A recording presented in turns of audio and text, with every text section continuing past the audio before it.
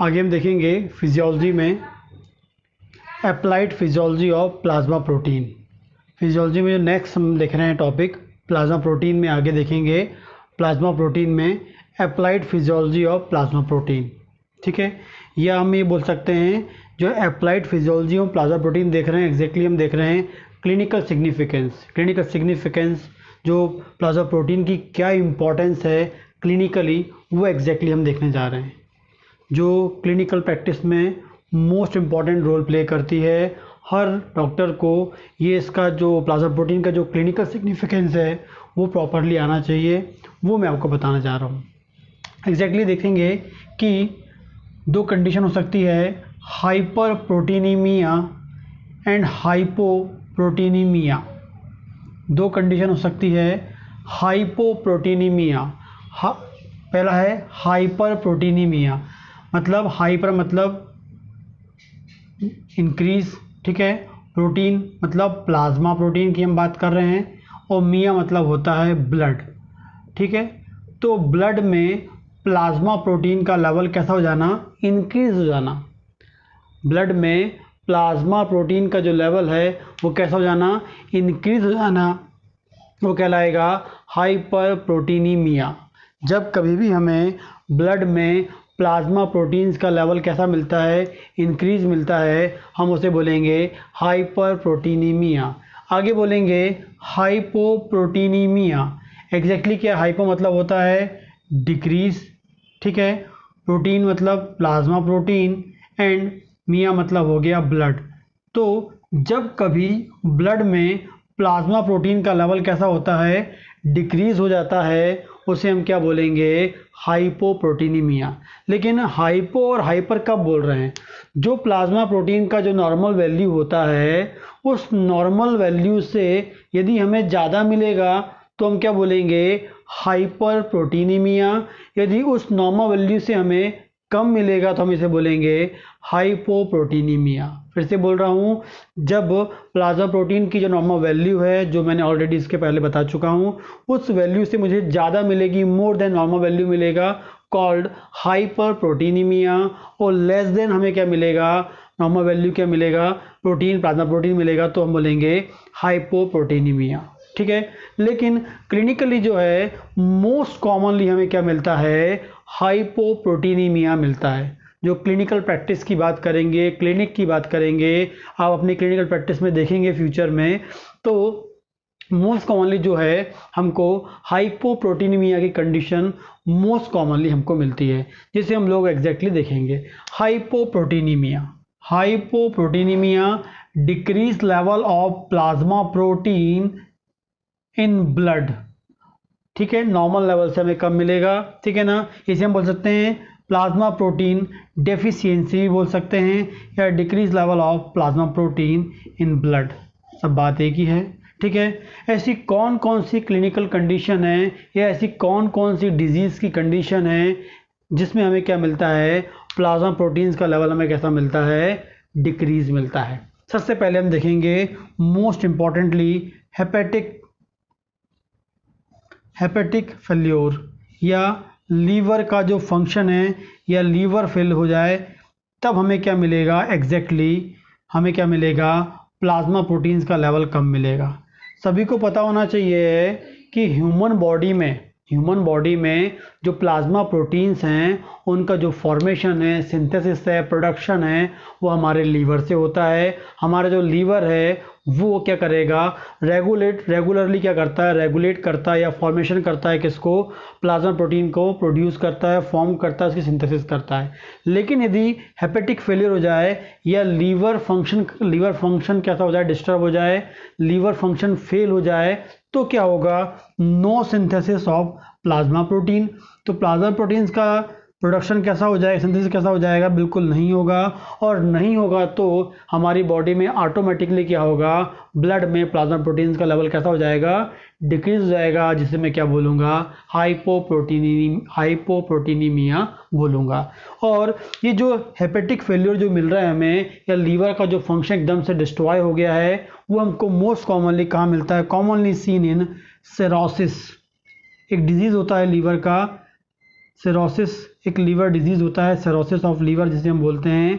इसमें एग्जैक्टली क्या होता है, जो लीवर होता है वो बिल्कुल बहुत डैमेज हो जाता है, उसकी जो फंक्शनिंग सेल होती है वो डैमेज हो जाती हैं, जिस कारण से लीवर का जो फंक्शन एकदम डैमेज हो जाएगा, वो फेल हो जाएगा और जो प्रॉपर्ली प्रोटीन फॉर्मेशन नहीं कर पाएगा, no synthesis of plasma protein हो जाएगा, हाइपोप्रोटीनीमिया हमें मिलेगा।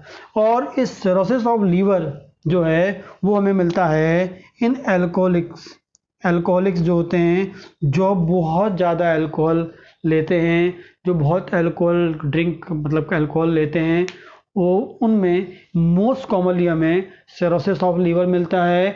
और सिरोसिस ऑफ लीवर मिलेगा मतलब लीवर का जो फंक्शन है वो कैसा हो गया है, डिस्टर्ब हो गया, फेल हो गया है, no synthesis of plasma protein, hypoproteinemia. एक बार फिर देखते हैं हम लोग, जो लोग बहुत अल्कोहल पीते हैं या लेते हैं वो उनमें हमें मोस्ट कॉमनली क्या मिलता है, सिरोसिस ऑफ लीवर मिलता है। उससे क्या होगा, हेपेटिक फेल्योर मिलेगा एंड नो सिंथेसिस ऑफ क्या मिलेगा, हमें प्लाज्मा प्रोटीन्स मिलेंगे। तो जब भी प्लाज्मा प्रोटीन्स हमें कम मिल रहे हैं, ठीक है ना, तो हमें एक दिमाग में आना चाहिए कहीं वो उसे सिरोसिस ऑफ लीवर तो नहीं हो गया है, या उसकी हिस्ट्री में हमें अल्कोहल की हिस्ट्री मिले, वो हम सोच सकते हैं, ठीक है ना। आगे बात करेंगे chronic renal disease. Chronic renal disease exactly हम बात करेंगे नेफ्रोटिक सिंड्रोम, एग्जैक्टली हम बात करेंगे nephrotic syndrome. Chronic renal disease most commonly हम बात करेंगे इसमें नेफ्रोटिक सिंड्रोम। जब भी किसी को क्रोनिक रीनल डिजीज़, एग्जैक्टली हम नेफ्रोटिक सिंड्रोम की बात करेंगे, तो जब कभी किसी को नेफ्रोटिक सिंड्रोम हो जाता है तो उसमें क्या होता है, एग्जैक्टली लॉस ऑफ प्रोटीन होता है, लॉस ऑफ प्लाज्मा प्रोटीन होता है। एग्जैक्टली क्या होता है, जो नॉर्मल जो हमारी किडनी है, किडनी में बहुत सारे नेफ्रॉन हैं और नेफ्रॉन रेगुलरली कंटिन्यूसली वर्क करते हैं, यूरिन फॉर्मेशन करते हैं, और जो हमारी यूरिन फॉर्म होती है 1 लीटर टू 1.5 लीटर जो पर डे जो यूरिन फॉर्मेशन होता है, जो यूरिन हमारी एक्सक्रीट आउट होती है, उस यूरिन में प्रोटीन्स कैसे होते हैं, एब्सेंट होता है, उसमें नॉर्मली प्रोटीन नहीं होता, नॉर्मल यूरिन में प्रोटीन नहीं होता है। लेकिन due to renal disease, exactly nephrotic syndrome की कंडीशन में, क्रोनिक रीनल डिजीज़ की कंडीशन में क्या होता है, जो नेफ्रॉन्स होते हैं वो कैसे हो जाते हैं, डैमेज हो जाते हैं, और जो उनमें जो पोर होते हैं जहाँ से यूरिन फॉर्मेशन हो रहा है या फिर जो ब्लड प्यूरिफाई हो रहा है, तो वो जो पोर्ट्स होते हैं वो डैमेज बड़े हो जाते हैं। एग्जैक्टली उसमें से क्या होने लगता है, heavy loss of albumin, heavy loss of plasma proteins. Specific इसकी बात करेंगे, एल्ब्यूमिन की बात करेंगे। सभी को पता है कि हमारे जो प्लाज्मा प्रोटीन में लार्ज नंबर में कौन होता है, एल्ब्यूमिन होता है, और वो एल्ब्यूमिन जो होता है, हैवी लॉस ऑफ एल्ब्यूमिन मिलता है। और लॉस ऑफ एल्ब्यूमिन मिलेगा मतलब यूरिन से क्या होगा, लगातार हमारी बॉडी से यूरिन में से प्रोटीन लॉस होगा, एल्ब्यूमिन लॉस होगा, जिससे हमारी बॉडी में अगेन जो नॉर्मल लेवल है उससे भी हमें क्या मिलेगा, नीचे की लेवल में हमको क्या मिलेगा, प्रोटीन मिलेगा, प्लाज्मा प्रोटीन मिलेगा, एल्ब्यूमिन मिलेगा, जिसे हम क्या बोलेंगे, हाइपोप्रोटीनीमिया बोलेंगे, जिसे हम क्या बोलेंगे, हाइपोप्रोटीनीमिया बोलेंगे। तो नेफ्रोटिक सिंड्रोम की कंडीशन में भी हमें हाइपोप्रोटीनीमिया मिल सकता है। इसके लिए आपको क्या करना पड़ेगा, यूरिन टेस्ट करवाना पड़ेगा। यूरिन में दिया हमें एल्ब्यूमिन मिल जाता है, प्लाज्मा प्रोटीन मिल जाते हैं। इसका मतलब है मेन कॉज क्या है, क्रोनिक रीनल डिजीज, जिसे हम बोल रहे हैं नेफ्रोटिक सिंड्रोम। ठीक, आगे बात करेंगे prolonged protein malnutrition, prolonged protein malnutrition. Exactly बात करेंगे no protein in food, no protein in food. आप जो फूड ले रहे हैं उसमें क्या है, कोई भी प्रोटीन नहीं है। ठीक है, आप जो फूड ले रहे हैं, हो सकता है कुछ लोग इतने गरीब हैं जो प्रॉपरली डाइट नहीं ले पाते हैं, तो क्या है, उनकी बॉडी प्रोटीन नहीं जा पाएगा। कई लोग जो है फास्ट फूड ज़्यादा लेते हैं, प्रॉपर प्रोटीन डाइट नहीं ले पाते हैं, उनकी बॉडी में भी क्या हो जाएगा, प्रोटीन नहीं जाएगा। जो प्रोटीन वाले फूड नहीं ले रहा है उसकी बॉडी में ऑटोमेटिकली क्या होगा, प्रोटीन की डेफिशिएंसी होगी। एग्जैक्टली क्या होता है, जो आप प्रोटीन लेते हैं वो प्रोटीन जाता है, डाइजेस्ट होता है, डाइजेस्ट होने के बाद लीवर में जाता है, और लीवर क्या करता है, उसका यूज़ करके, एग्जैक्टली हमने जो प्रोटीन खाया, प्रोटीन क्या हुआ, डाइजेस्ट हुआ, एग्जैक्टली काय में कन्वर्ट हुआ, वो एमिनो एसिड्स में कन्वर्ट हुआ, और वो जो एमिनो एसिड्स हैं वो लीवर में जाते हैं, और लीवर में जाकर जो एमिनो एसिड्स हैं, लीवर उस एमिनो एसिड्स का यूज़ करके एग्जैक्टली फॉर्म करते हैं क्या, प्लाज्मा प्रोटीन्स फॉर्म करते हैं। मतलब लीवर को प्लाज्मा प्रोटीन फॉर्म करने के लिए क्या चाहिए, रॉ मटेरियल में एमिनो एसिड्स चाहिए। और एमिनो एसिड्स हमें कहाँ से मिलेंगे, यदि हम प्रॉपरली रेगुलरली क्या खाएंगे, प्रोटीन डाइट लेंगे। लेकिन यदि कोई प्रोटीन नहीं खाएगा, उसके फूड मटेरियल में प्रोटीन नहीं होगा, प्रोटीन नहीं जाएगा, तो लीवर के पास एमिनो एसिड्स नहीं पहुँचेंगे और लीवर क्या करेगा, protein formation, plasma protein form नहीं कर पाए। मतलब उसका लीवर हेल्दी है, लेकिन लीवर को फॉर्म करने के लिए, प्लाज्मा प्रोटीन फॉर्म करने के लिए उसके पास क्या नहीं है, एमिनो एसिड्स नहीं है, जो फाइनली क्या करेंगे, प्रोटीन फॉर्म नहीं कर पाएंगे, प्लाज्मा प्रोटीन फॉर्म नहीं कर पाएंगे, एल्ब्यूमिन नहीं फॉर्म कर पाएंगे, हाइड्रोजन फॉर्म नहीं कर पाएंगे एंड ग्लोबुलिन फॉर्म नहीं कर पाएंगे। ठीक है ना, ठीक, एग्जैक्टली ये होता है इसमें। आगे एक कंडीशन और होती है मैल एब्जॉर्प्शन सिंड्रोम। मैल एब्जॉर्प्शन सिंड्रोम वो होता है जिसमें क्या होता है, fault in absorption from intestine या गट। हमारी जो इंटेस्टाइन है या गट है वो एग्जैक्टली क्या करता है जो हमारी इंटेस्टाइन होता है, जो गट है वो एग्जैक्टली क्या करता है, एब्जॉर्प्शन। ठीक है ना, मैंने क्या बोला, आपने लिया प्रोटीन, प्रोटीन प्रॉपर गया, डाइजेस्ट हो गया, डाइजेस्ट होने के बाद क्या में कन्वर्ट हो गया, एमिनो एसिड्स में कन्वर्ट हो गया। और यदि वो एमिनो एसिड्स को मेरा जो जीआईटी जो है, जो गट है, जो मैं इंटेस्टाइन है, वो उसे एब्जॉर्ब नहीं कर पाएगा, उसे एब्जॉर्ब नहीं कर पाएगा। तो क्यों, क्योंकि गट में हो सकता है कोई भी डिजीज़ हो, उस कारण से एब्जॉर्ब नहीं कर पाएगा और उसे हम ड्यू टू जो है एब्जॉर्प्शन नहीं होगा। ठीक है ना, उस कारण से एब्जॉर्ब नहीं होगा तो एमिनो एसिड लीवर के पास नहीं पहुंचेंगे और liver finally plasma protein form नहीं कर पाएगा। क्यों हो रहा है, क्योंकि गट में कोई डिजीज़ हो सकती है, पेप्टिक अल्सर हो सकता है, अल्सर्स हो सकते हैं और डिफरेंट टाइप की डिजीज़ हो सकती है, गट डिजीज़ हो सकती है, जिसमें फाइनली एब्जॉर्प्शन ना हो। गट में कोई भी प्रॉब्लम के कारण, इंटेस्टाइन में कोई प्रॉब्लम के कारण जब एमिनो एसिड्स या प्लाज्मा जो आपके एमिनो एसिड्स हैं, प्रोटीन के डाइजेशन के बाद जो एमिनो एसिड्स बन रहे हैं उनका एब्जॉर्प्शन नहीं होगा, ठीक है, तब हमारी लीवर के पास एमिनो एसिड्स पहुंच नहीं पाएंगे, वो प्रोटीन फॉर्म नहीं कर पाएगा। और जब गट से एमिनो एसिड्स का एब्जॉर्प्शन नहीं हो पाएगा, हम उसे क्या बोलते हैं, मैल एब्जॉर्प्शन सिंड्रोम। मैल एब्जॉर्प्शन सिंड्रोम हम उसे बोलते हैं। आगे बात करेंगे सीवियर एनोरेक्सिया। सीवियर एनोरेक्सिया मतलब जब किसी को भूख ही ना लगे। ऐसी कौन कौन सी कंडीशन जब उसे भूख नहीं लगती है, गैस्ट्राइटिस, इन्फ्लेमेशन ऑफ स्टमक की बात करेंगे, गैस्ट्राइटिस किसी को हो जाए, सी ऑफ स्टमक हो जाए एंड क्रोनिक अल्कोहलिज्म हो जाए, लंबे समय से वो अल्कोहल पी रहा है, उन्हें भी एनोरेक्सिया मिलता है। जैसे सी ऑफ स्टमक होता है एनोरेक्सिया होता है, और गैस्ट्राइटिस होता है उन्हें एनोरेक्सिया होता है। एनोरेक्सिया ऑफ स्टमक होता है एनोरेक्सिया होता है, और गैस्ट्राइटिस होता है उन्हें एनोरेक्सिया होता है। एनोरेक्सिया होगा तो प्रॉपर डाइट लेगा ही नहीं, डाइट लेगा नहीं तो प्रोटीन जाएगा नहीं, प्रोटीन जाएगा नहीं तो एमिनो एसिड्स फॉर्म नहीं होंगे, एमिनो एसिड्स फॉर्म नहीं होंगे मतलब प्रोटीन डाइजेशन पर जो एमिनो एसिड्स बनेंगे वो नहीं होंगे और वो एब्जॉर्ब नहीं होंगे, फाइनल लीवर के पास नहीं पहुंचेंगे। मतलब बॉडी में क्या हो जाएगा, डेफिशिएंसी ऑफ क्या मिलेगा मुझे, प्लाज्मा प्रोटीन्स कॉल्ड हाइपोप्रोटीनीमिया हम उसे बोलेंगे। ठीक है ना, आगे बात करेंगे,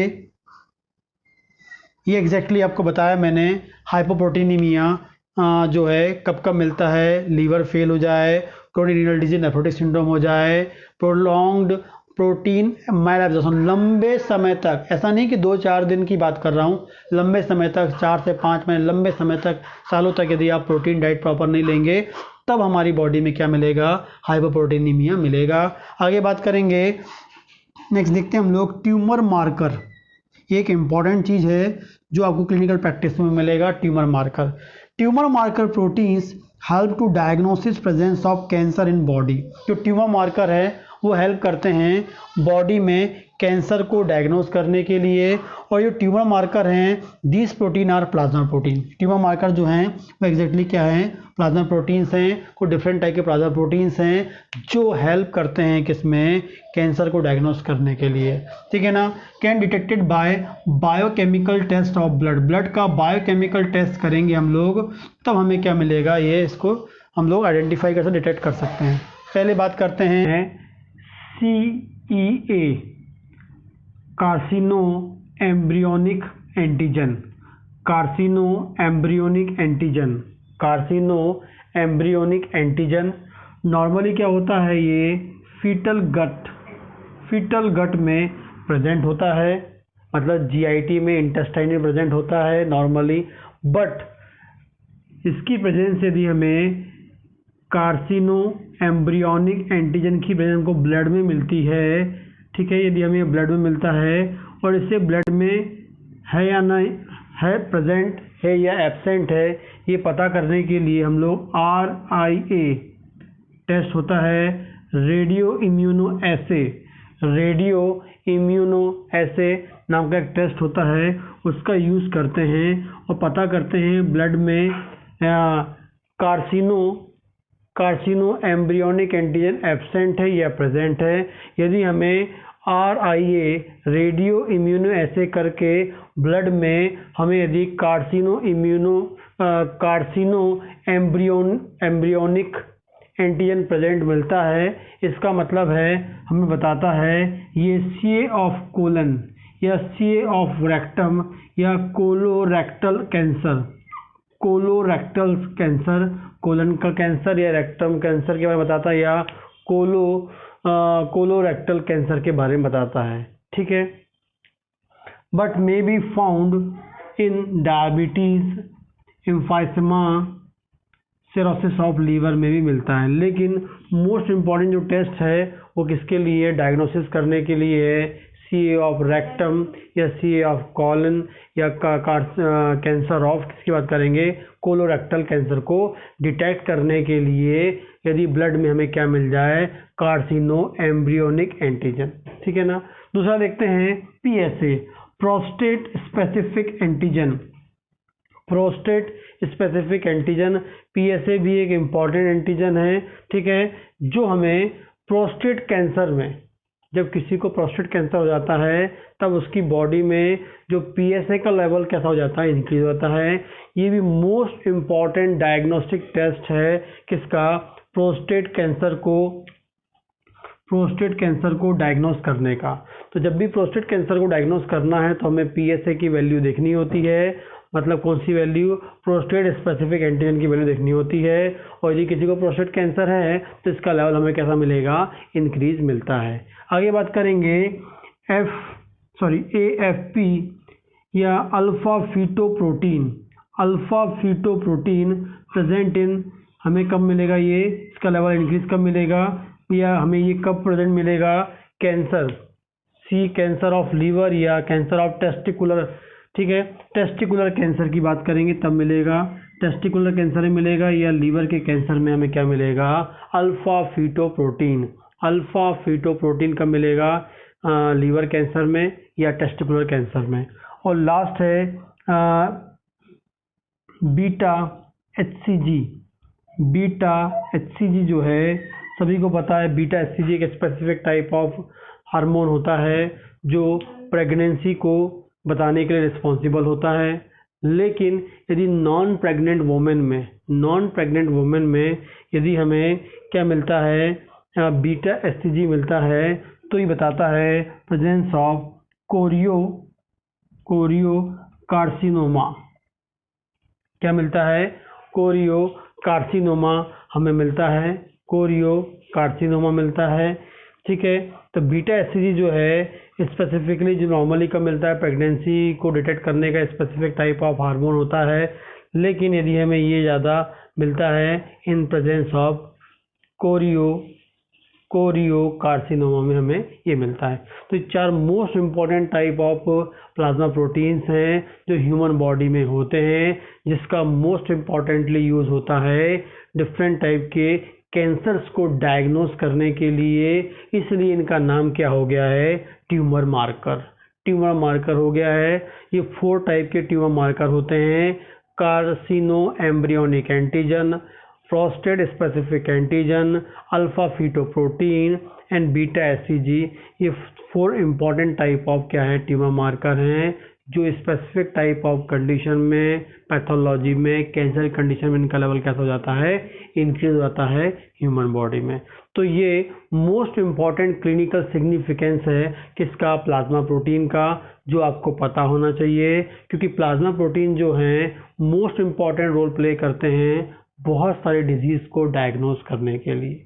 ठीक। तो ये पूरा कंप्लीट कॉन्सेप्ट है clinical significance of plasma protein या applied physiology of plasma protein. ठीक। जो आपको क्लिनिक में आपको यूज होंगे और डिजीज को डायग्नोस करने में मोस्ट इम्पॉर्टेंट रोल प्ले करेंगे, आपको हेल्पफुल होंगे। ठीक।